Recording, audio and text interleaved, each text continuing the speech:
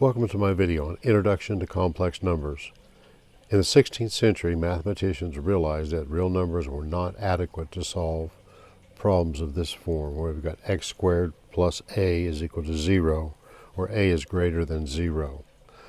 So if we take the simple case where a is equal to 1, the solution of x squared plus 1 is equal to 0 implies that x squared is equal to minus 1 by just taking the 1 over the other side of the equation, or x is going to be equal to the square root of minus 1. Well, this caused mathematicians, scientists, engineers, any kind of technical person who was dealing with math back centuries ago a lot of problem, because that's really a non-physical. What's the square root of minus 1? It's not a number. It's not something you can touch or represent. So it took a couple of centuries where people really accepted this and began to start working with it as a number. So a number of this form, the square root of a negative number, came to be known as imaginary numbers, or we'll see that they become complex numbers. They have some other names also. But now we've learned how to work with them, and we've defined the imaginary unit to be I squared is equal to minus 1, where I is equal to the square root of minus 1. Now, when you study electrical engineering, you'll see that J has been substituted for the I, and that's because in electrical engineering, current is usually represented with an I. So they do that to avoid the confusion. So just be aware of that when you see an electrical engineering type problem or text, that I may turn into a J.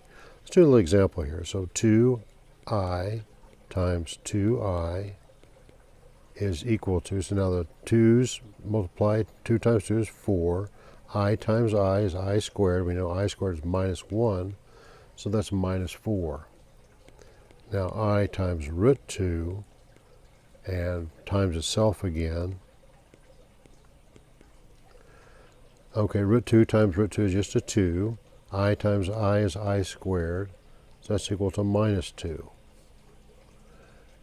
Now if we take the quantity minus a times itself, that's just going to be equal to a times minus 1 square root, because we're just factoring out essentially the I, times root a root minus 1. So that gives us square root of a quantity squared, and then we have got minus 1 is just equal to I. Square root of minus 1 is just equal to I. So we've got I squared. So the square root a, the square of a square root is just a, and then a squared is minus 1, so we get minus a is what that's equal to. So there's some examples of how we work with the I and just as a number. Every number can be written as a product of a real number and I. So let's look at an example here. We've got minus square root of 16, square root of minus 16. We can factor that out. That's 16 times the square root of minus 1. That is just going to be equal to the square root of 16 is 4, and the square root of minus 1 is an I, so that's how we can represent that. So we've taken an imaginary number, it can be written as a product of a real number and I. So there's a real number and there's I. Do another example. 5 times the square root of minus 2 is equal to 5 times the square root of 2 times the square root of minus 1. That is just going to be equal to, carry the 5 through, and then we've got the I is the square root of minus 1, and then we've got root 2. So that's what we're left with. So let's look at some of the properties of I if we start taking I to powers. So we know that I squared is equal to minus 1 already, that's given. I cubed can be written as I times I squared, which is going to be I times minus 1. It's minus 1. I to the fourth is equal to I squared times I squared. Squared minus 1 times minus 1, that's just going to be equal to 1.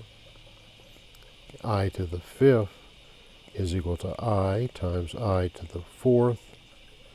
So that's I to the fourth, that's 1, so that's just an I, because we had I to the fourth is 1 that's times 1, so that's just equal to I to the 6th is going to be I squared times I to the 4th, and we know I squared is minus 1.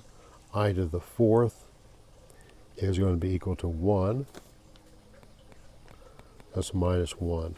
So you can see you just keep going on like that just as you raise it to powers. Just factor out the I and keep factoring down. Now let's look at complex numbers. These are numbers that are of the form a plus ib, where a and b are real numbers. The number a is called the real part of, and b is the imaginary part.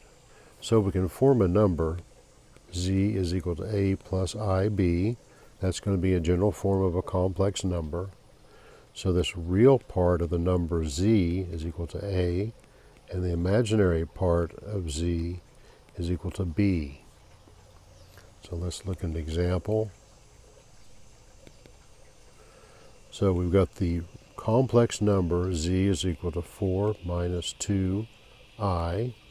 So in this case, a is equal to 4 and b is equal to minus 2. So now the real part of the number z is just the a, which is 4, and the imaginary part of z is equal to b, which is minus 2. So that's what the real and imaginary parts are of the complex number 4 minus 2i. Well, I hope you got a little bit of an introduction to complex numbers here. I'm going to do some more videos and go into more depth on this, but this will at least get you started. Please give me a like, thumbs up, and thank you for watching.